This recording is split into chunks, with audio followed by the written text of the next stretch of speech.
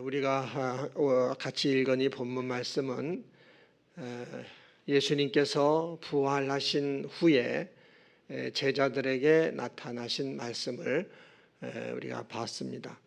예수님이 부활하셔서 제자들에게 나타나셔서 첫 번째 하시는 말씀이 뭐냐면 너희에게 평강이 있을지어다, 이렇게 말씀을 하셨어요.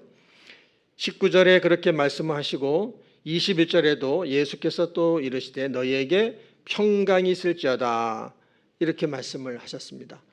그리고 오늘 우리가 본문으로 읽진 않았지만 8일이 지난 후에 예수님이 다시 또 제자들에게 나타나셨는데, 그때 나타나셔서 하시는 말씀이 그 26절에 보면 너희에게 평강이 있을지어다, 이렇게 말씀했습니다. 그러니까 예수님이 부활하신 예수님이 제자들을 만나셨는데, 만나셔서 첫 번째 계속 하시는 말씀이 너희에게 평강이 있을지어다, 이렇게 말씀을 하셨다고 하는 것은 예수님께서는 제자들에게 제일 먼저 무슨 복을 주고 싶어 하시냐면 평강의 복을 주고 싶어 하신다라는 겁니다. 이거는 제자들뿐만 아니라 저와 여러분에게도 주님이 첫 번째 주시고 싶어 하는 복이 평강의 복이라고 하는 겁니다. 여러분, 평강이라는 것은 그냥 평안이라는 단어와 같은 뜻으로 이해를 하시면 됩니다. 그러니까 너희에게 평안이 있을지어다, 이렇게 예수님이 말씀하시는 겁니다. 이 복이 여러분에게 예수님께서 주시고자 하는 첫 번째 복인 겁니다. 우리 성도 여러분들은 주님이 주시는 이 평안의 복, 이 첫 번째 복을 충만하게 받으시기를 바랍니다. 우리는요, 평안의 복을 받아야 돼요.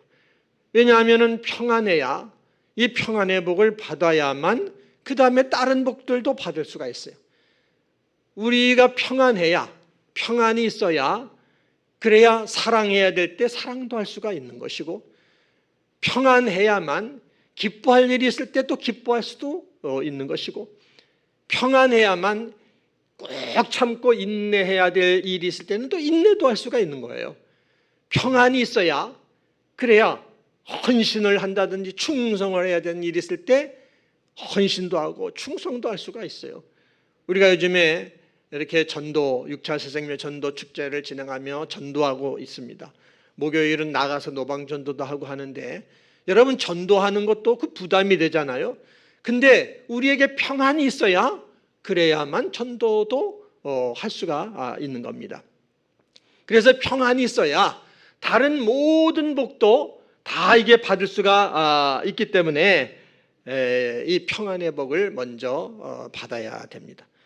평안이 없으면은요, 그러면 다른 거를 할 수가 없고, 또 할 힘이 있어도 평안이 없으면 하고 싶지도 않아요. 여러분에게 꿈이 있고 비전이 있고 멋진 계획이 있다고 할지라도 여러분 가운데 평안이 없어, 여러분 마음이 평안하지 않으면, 그러면 그 꿈과 계획을 이루기 위하여 노력하고 싶지도 않고, 그런 힘이 있다고 할지라도 노력하지 않게 돼요.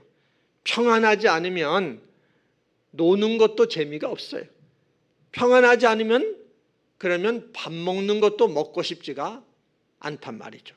여러분, 이 평안이 있어야, 그래야 다른 모든 복들을 다 받아 누릴 수가 있어요. 그래서 이게 모든 복의 시작이고 기초이기 때문에 예수님께서 먼저 이 평안의 복을 주시는 겁니다. 여러분들은 예수 믿으며 이 평안의 복을 충만하게 받으시기를 바랍니다.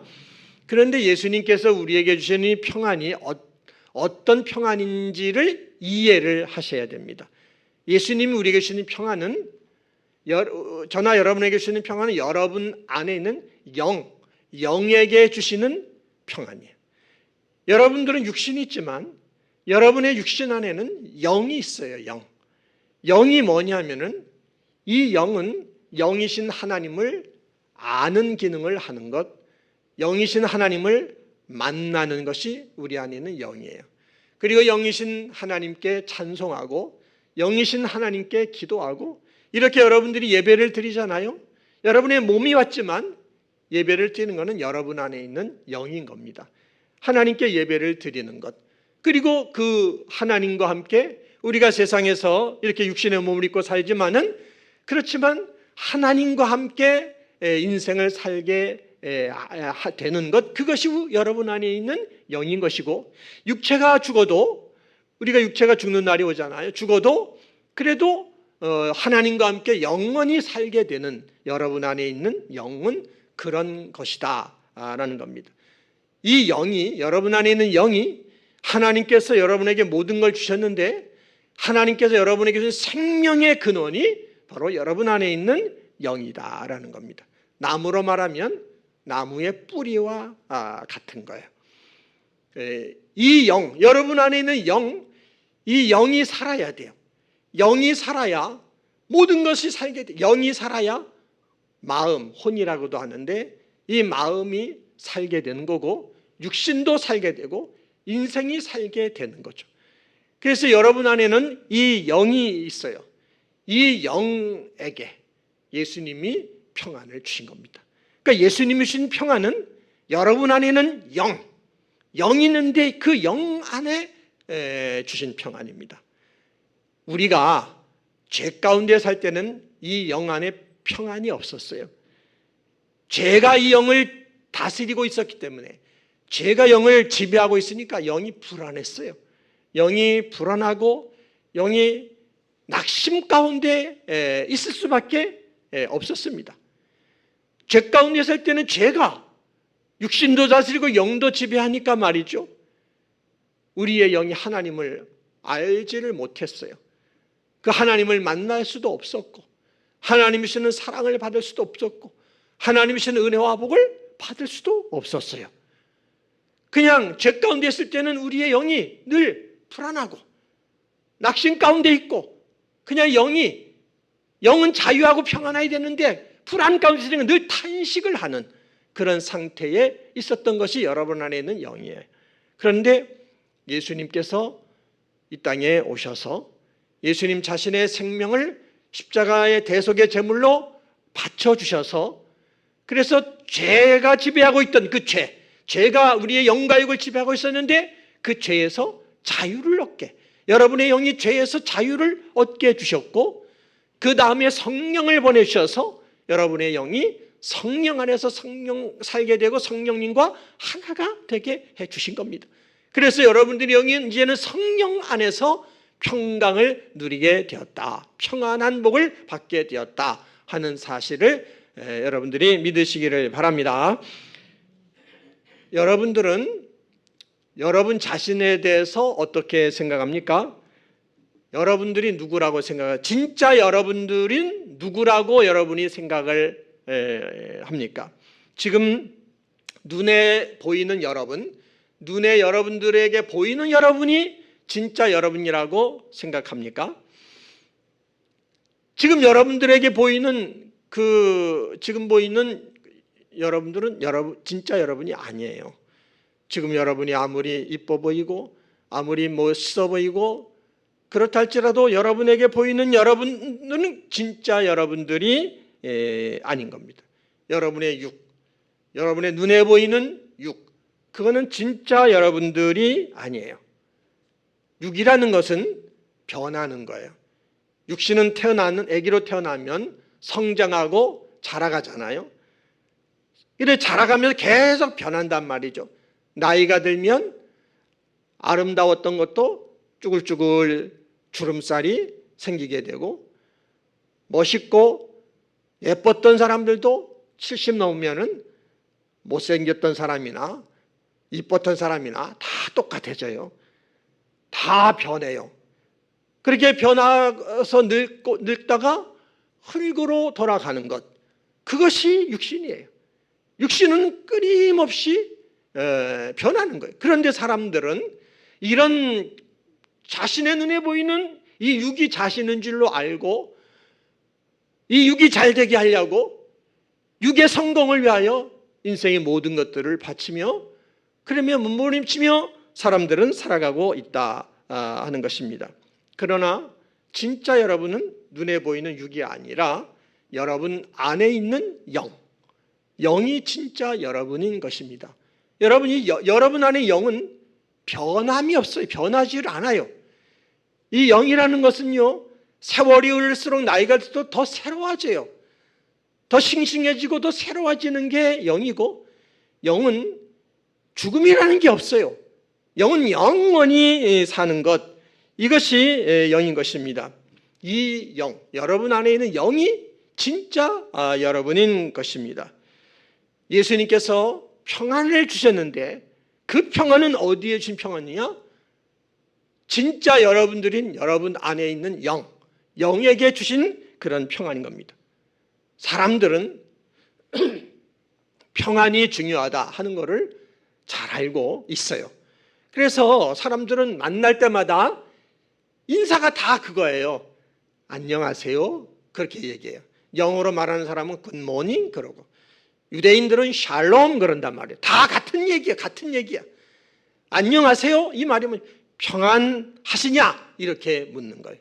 사람들은 평안이 중요하다는 것을, 이 복이 무엇보다도 가장 현실적이고 가장 필요한 복이라는 사실을 사람들은 잘 압니다. 그래서 만날 때마다 안녕하세요 이렇게 인사를 하는 겁니다. 그런데 문제는 이 평안을 어떻게 얻으려고 하느냐 하면, 돈을 많이 소유해서 이 평안을 얻으려고 해요. 세상에서 성공이라는 것, 그걸 해서 평안을 얻으려고 한단 말이죠. 또 안정된 직장을 얻어서, 안정된 가정을 얻어서, 그래서 이 평안을 얻으려고 이렇게 한다 하는 겁니다. 물론 그런 걸 통해서 마음의 평안을 얻을 수 있습니다. 하지만 그렇게 해서 얻는 마음의 평안은 오래가지를 못하는 겁니다. 잠깐 누리는 평안이 될 수밖에 없어요. 우리는 다 경험하잖아요. 내 마음을 나도 몰라. 내 마음은 나도 몰라. 마음이 수시로 왔다 갔다 변하는 게 이랬다 저랬다 하는 것이 인간의 마음이에요. 그러니까 이 마음의 평안을 얻으려고, 세상 것을 통해 얻으려고 하면 평안을 얻지만 그냥 잠깐 얻고 또 사라지고, 있다가 없고 없다가 있고, 이게 오래가지를 못하는 겁니다. 참 평안, 항상 평안할 수 있는 평안, 변하지 않는 평안, 그 평안은 예수님께서, 하나님께서 여러분 안에 있는 영, 그 영에게 주시는 평안이에요. 그 평안만이 참 평안인 것이고, 또 변하지 않는 평안인 것이고, 항상 평안할 수 있는 그런 평안인 겁니다. 여러분, 영이 평안하잖아요. 우리 안에 영이 평안하면 자연히 마음도 평안하게 되어 있어요. 마음을 혼이라 그랬잖아요. 사람들은 어떤 평안만을 추구하냐 하면은 마음의 평안만을 추구해요. 혼의 평안만을 추구해요. 그런데 그 마음의 평안은 절대 오래 갈 수가 없어요. 그 마음의 평안을 추구하며 사니까 인생이 허무하고 불안해지는 거란 말이죠. 그 마음의 평안은 항상 평안할 수 있는 그런 평안이 결코 아니에요. 영이 평안해야 돼요. 영이 평안해야 그 평안은 항상 평안할 수 있고, 영이 평안하면 마음도 혼도 평안할 수 있어요. 근데 영이 평안해지는 것은 돈으로 얻을 수 없어요. 영이 평안해지는 것은 지식으로도 얻을 수가 없어요. 영이 평안해지는 것은 건강하다고 해서 얻을 수 있는 것도 아니에요. 영이 평안해지는 것은 세상에서 성공했다고 해가지고 얻어지는 그런 것도 아니에요. 여러분, 영이 평안해지는 것은 오직 영을 창조하신 영의 아버지신 하나님을 만날 때만, 그 하나님을 우리의 영이 만날 때만 하나님 안에서 누리게 되는 것이, 그것이 영의 평안이라는 사실을 믿으시기를 바랍니다. 그 하나님이 성령으로 여러분 가운데 오셨다는 사실을 믿으시기를 바랍니다. 믿습니까? 그 하나님이 성령으로 예수 그리스도로 말미암아 예수님이 십자가의 죽음과 부활로 여러분의 죄를 다 사해 주시고 여러분을 정결하게 하신 후에 그 하나님이 성령으로 여러분 가운데 오셨어요. 그 영은 예수님 안에 거하셨던 영이에요. 예수님 안에 거하셨던 그 성령을 예수님 믿는 여러분에게도 보내주셔서 그래서 우리가 하나님의 자녀가 된 것입니다. 성령 하나님이 오셔서 그래서 여러분들의 영을 만나 주신 거예요. 성령 하나님이 여러분 가운데 오셔서 여러분의 영을 만나 주시고 여러분들의 영을 이 죄악된 세상에서도 보호해 주시고 죄가 역사하는 세상에서도 여러분들의 영을 인도해 가시고 천국까지 이끌어가 주시며 축복하고 계시기 때문에 그렇기 때문에 여러분들의 영은 성령 안에서 예수님 안에서 평안할 수 있다는 사실을 믿으시기를 바랍니다. 여러분, 이 평안은 항상 평안할 수 있는 평안이에요. 그리고 이 평안은 어디서든지 평안할 수 있는 평안이에요. 이 평안은 세상의 어떤 것도 뺏어갈 수 없는 평안이고 오히려 이 평안은 세상의 모든 환난과 고난과 문제도 다 이기고 승리할 수 있게 해주는 그런 평안인 것입니다. 성령이 여러분과 함께 계셔서 성령이 여러분과 함께 계셔서 주시는 평안이기 때문에 그런 것입니다.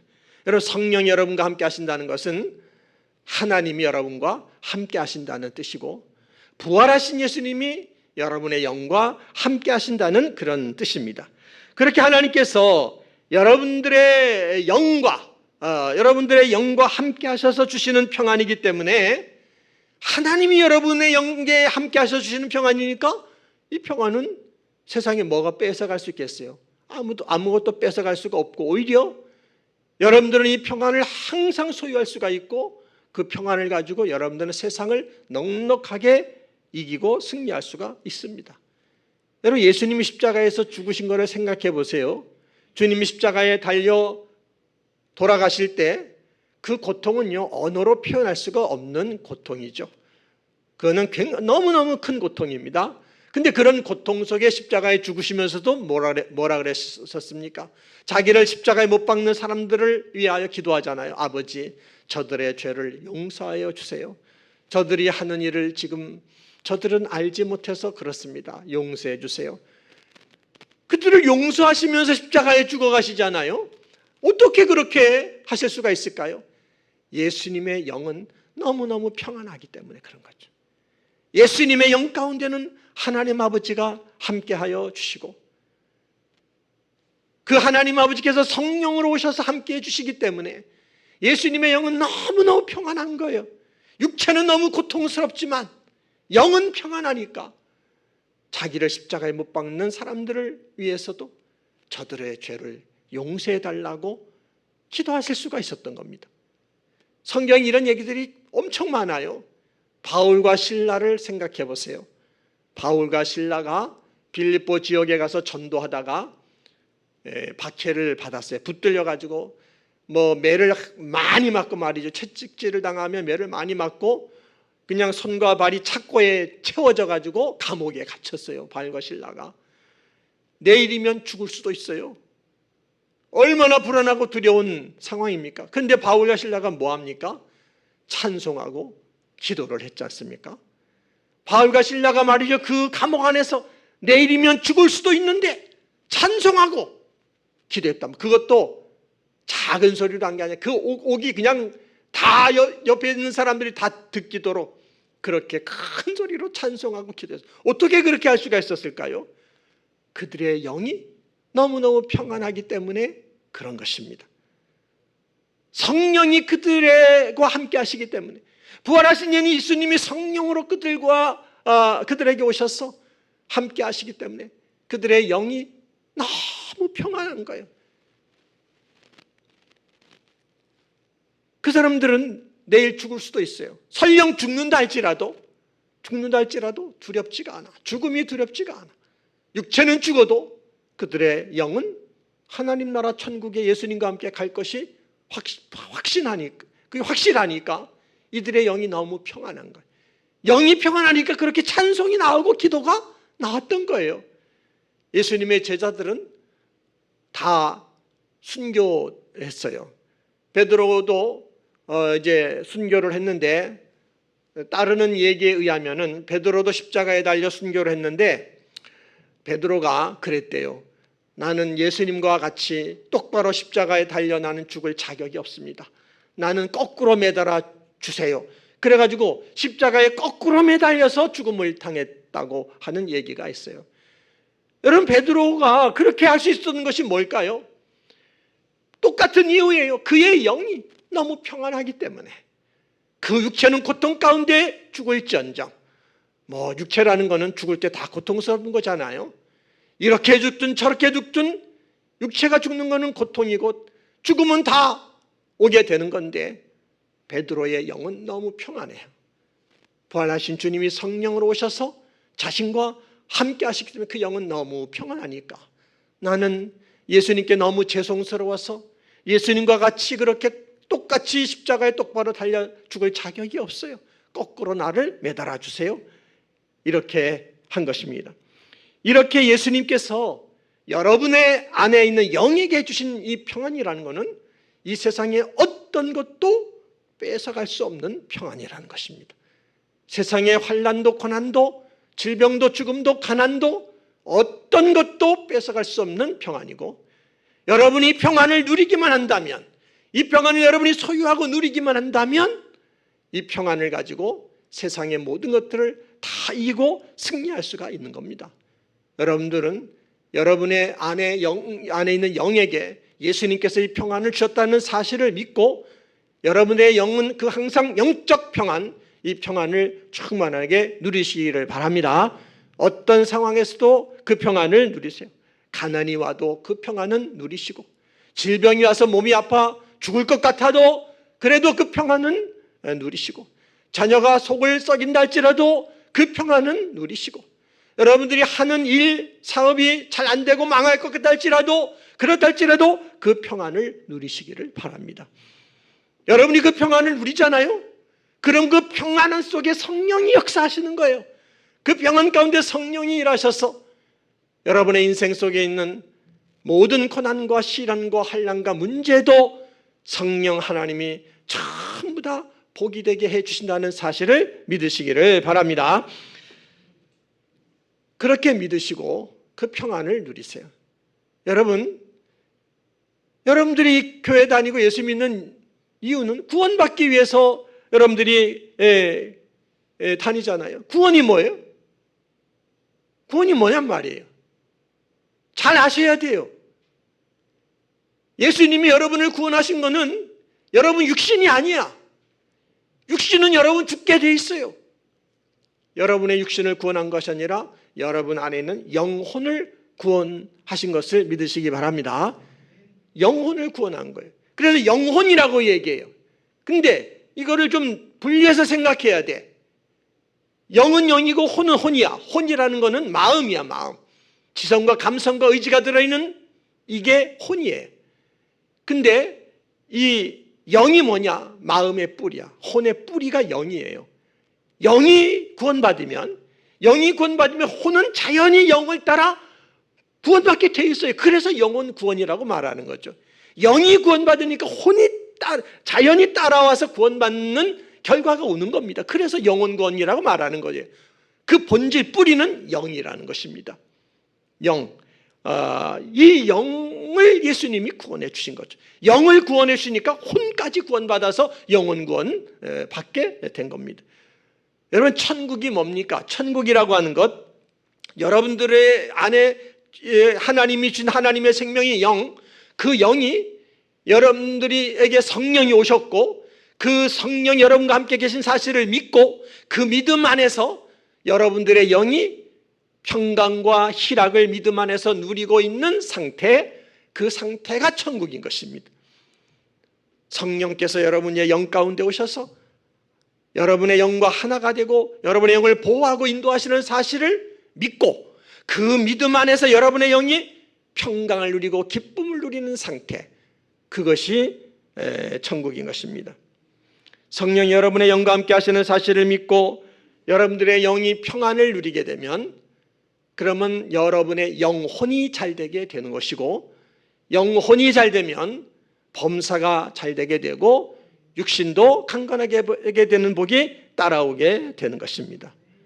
여러분, 오늘 제가 여러분에게 드리는 말씀, 앞으로 제가 이 부분에서 여러 번 말씀을 드릴 거예요. 이게 복음의 중심이고 핵심이에요. 이 복음을 여러분들은 이해를 하셔야 돼요. 예수님께서 여러분을 구원하신 여러분의 육이 아니야. 여러분의 영이야. 여러분의 영이 구원받았고 성령이 여러분 가운데 오셨기 때문에 여러분의 영은 평안할 수 있고, 여러분의 영이 구원받았기 때문에 혼까지도 마음까지도 평안감을 누릴 수가 있는 것이고, 영혼이 평강을 누리면 여러분의 범사도 형통과 승리의 복을 누리게 되는 것이고, 육신도 강건의 복이 따라오게 된다는 것을 믿으시기를 바랍니다. 그래서 예수님이 여러분에게 주신 첫 번째 복이 뭐냐? 여러분의 영에게 주시는 평안이에요. 여러분의 영의 평안, 이 평안을 주십니다. 여러분들이 천국 가는 그날까지 여러분의 인생 속에 많은 시련도 올 수 있고, 시험도 올 수 있고, 고난도 올 수 있고, 실패도 올 수 있고, 병도 올 수 있고, 가난이 올 수도 있고, 하지만은 예수님이 여러분의 영에게 주신 그 평안, 그 평안을 천국 가는 날까지 잃어버리지 마시고 잘 누리시기를 바랍니다. 영이 평안하게 되면 영혼이 평안하게 될 것이고, 범사가 잘 되게 될 것이고, 육신도 강건하게 되는 복이 여러분에게 따라오게 될 겁니다.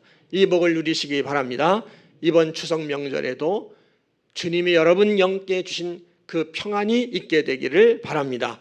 우리가 추석은 행복한 날이지만 흩어진 가족들 만나다 보면 섭섭한 일도 만날 수도 있고 짜증나는 일도 만날 수가 있지만은, 그렇지만 성도들은 예수님이 우리 영에 주신 평안을 지켜야 돼요. 그 영의 평안을 누리면서 사랑을 나누고 은혜를 나누면서 예수님의 향기를 뿜어내는 그런 사람들이 하나님의 자녀인데, 이런 평강이 여러분 가운데 있는 이런 추석 명절 맞으시기를 주님의 이름으로 축원합니다. 기도하겠습니다.